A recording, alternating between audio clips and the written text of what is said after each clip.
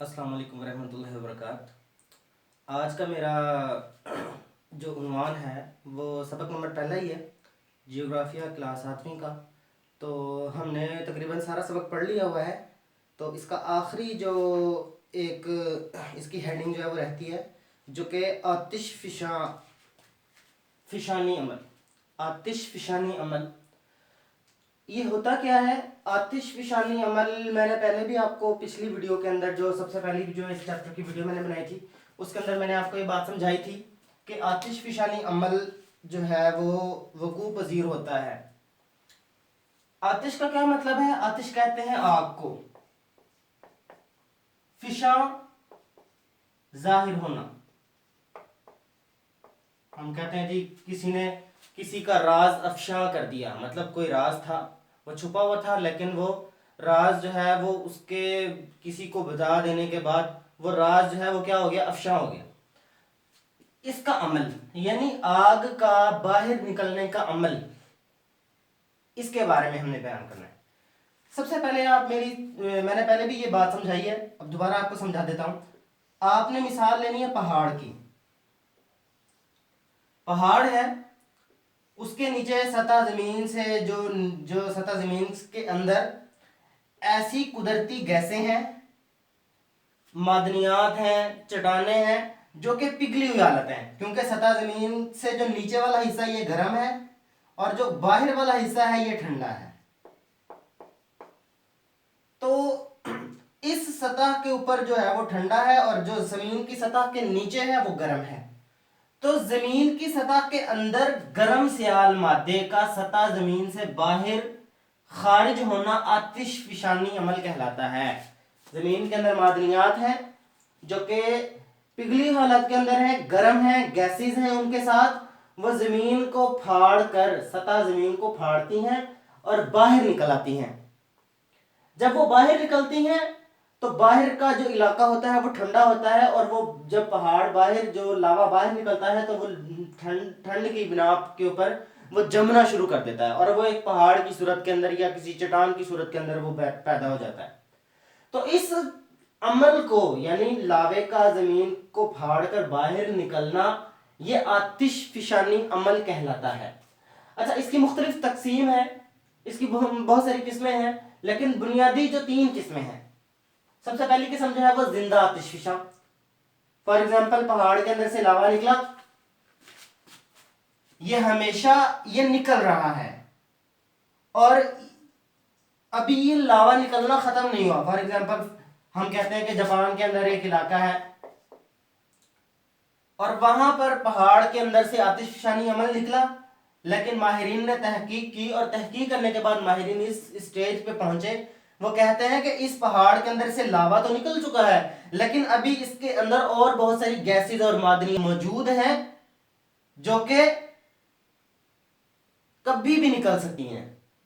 यानी हमेशा लावा उगलते रहते हैं, कभी भी इसके अंदर लावे हैं जो बाहर मुसलसल, इतनी गैसेस हैं, इतनी उसके अंदर गर्माहट और इतनी हरारत है कि उस हरारत की वजह से पत्थर पिघल पिघल कर चट्टाने जो है वो बाहर निकल रही हैं और बाहर का सतह का जो इलाका वो ठंडा है। तो ये है जिंदा आतिशफिशा, जो कभी यानी जिससे अभी तक लावा निकलना बंद नहीं हुआ।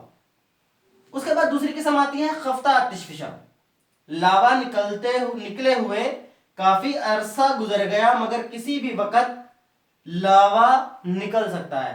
ऐसा पहाड़ है, उसके अंदर से लावा तो निकला है और पहाड़ बन गया है, लेकिन यहां से अभी लावा नहीं निकल रहा। जो मादनियात, जो गैसेस हैं वो निकली और खत्म होगी, लेकिन माहिरीन ये कह रहे हैं कि इसके अंदर अभी भी कुछ लावे की सूरत के अंदर, जमीन के अंदर ऐसी गैसेस, ऐसे मादे मौजूद हैं जो कि कभी भी बाहर निकल सकते हैं। और तीसरी जो चीज है वह है मुर्दा आतिशफिशा। पहाड़ के अंदर से लावा निकला और उसके अंदर से सतह जमीन के अंदर जो गैसेस थी, जो पिघली हुई मादनियात और चट्टानें थी, वो बाहर निकल आई और ठंडा होकर पहाड़ बन गई, और अब इससे मजीद लावा निकलने की माहिरीन को तवक्को नहीं है। तो ये मुर्दा आतिशफिशा है। इसके नुकसान है, बहुत सारे नुकसान भी हैं। फॉर एग्जाम्पल किसी ऐसे इलाके के अंदर लावा निकलता है जहां पर आबादी है, تو لوگوں کو نقصان ہوتا ہے، جانی نقصان ہوگا، وہاں پر انڈسٹریل چیزیں ہیں یا زراعت کی کھیتی باڑی کی چیزیں ہیں تو ان چیزوں کو نقصان ہوگا۔ اور اس کے بعد جب یہ نکلتا ہے تو علاقے کے اندر فضائی آلودگی، گرد و غبار جب اڑتا ہے تو اس کی وجہ سے زلزلے بھی آتے ہیں، تو اس کے نقصان بھی بہت سارے ہیں، ٹھیک ہے۔ اب اس کے بارے میں، اس کی تقسیم کے بارے میں ہم نے دیکھنا ہے کہ صاحب کتاب تقسیم کے بارے میں کیا فرماتے ہیں۔ صاحب کتاب کہتا ہے کہ دنیا میں آتش فشاں زمین کی پلیٹوں کی دراڑوں پر موجود ہیں۔ زیادہ تر آتش فشاں جو ہوتے ہیں وہ زمین کی دراڑوں پر، جو فالٹ لائن ہوتی ہیں، میں نے پچھلے سبق کے اندر بتا دیا ہے، جیسے زمین ہے اور یہاں پر دو پلیٹیں ہیں، ایک اس جانب ہے اور ایک دوسری جانب پلیٹ ہے۔ اب یہاں پر جو دراڑ ہے، ان دراڑوں سے زیادہ چانسز ہیں اس لاوے کے نکلنے کے۔ بحر الکاہل کے ارد گرد کے علاقے دنیا کے سب سے زیادہ آتش فشاں ملتے ہیں۔ بحر الکاہل کا علاقہ ہے، وہاں پر سب سے زیادہ جو آتش فشاں وہ ملتے ہیں۔ اس کے بعد ہے بحر الکاہل کے ساحلی علاقوں، خصوصاً مشرقی علاقے کے جزائر زیادہ تر آتش فشانی عمل سے بنے ہیں۔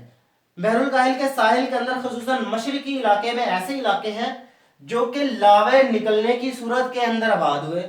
زمین تھی، لاوا نکلا، پہاڑ بن گئے، پہاڑوں کے اوپر لوگوں نے گزر بسر شروع کر دیا، اس کے اوپر پہاڑوں کو کھودا اور اندر سے معدنیات نکالی اور اس کا استعمال کرنا شروع کر دیا اور وہاں پر اپنی رہائشیں بنا لی۔ اس علاقے کو فائر آف رنگ یا رنگ آف فائر بھی کہتے ہیں۔ ٹرانس یوریشین کا علاقہ دوسرا اہم علاقہ ہے۔ اس کے بعد ایک اور علاقہ ہے ٹرانس یوریشین،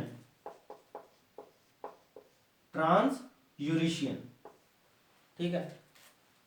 ٹرانس یوریشین کا جو علاقہ ہے وہاں پر دوسرا اہم علاقہ ہے جہاں پر آتش فشاں پہاڑ موجود ہیں۔ اس میں آسٹریلین پلیٹ، یوریشین پلیٹ اور بحر الکاہل کی پلیٹ کے درمیان کا علاقہ شامل ہے۔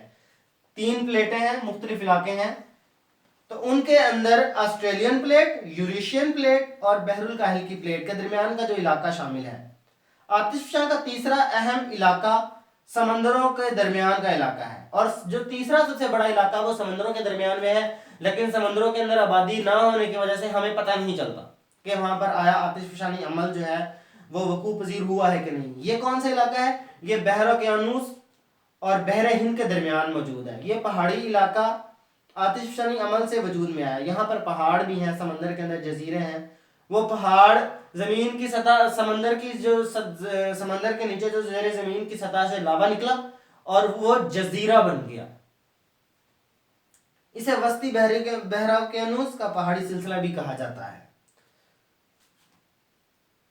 تو یہ انشاءاللہ ہمارے اس چیپٹر کی آخری ویڈیو تھی، آخری لیکچر تھا جو کہ آتش فشانی عمل تھا، جو کہ اپنے اختتام کو پہنچا۔ انشاءاللہ میں امید کرتا ہوں کہ آپ کو میری ویڈیو ضرور جو ہے سمجھ آئی ہوگی۔ تو آج کے لیے اتنا ہی، انشاءاللہ ہم نیکسٹ چیپٹر کے لیے، عریاں کاری کے لیے انشاءاللہ مزید آپ کے ساتھ رابطہ کریں گے۔ السلام علیکم۔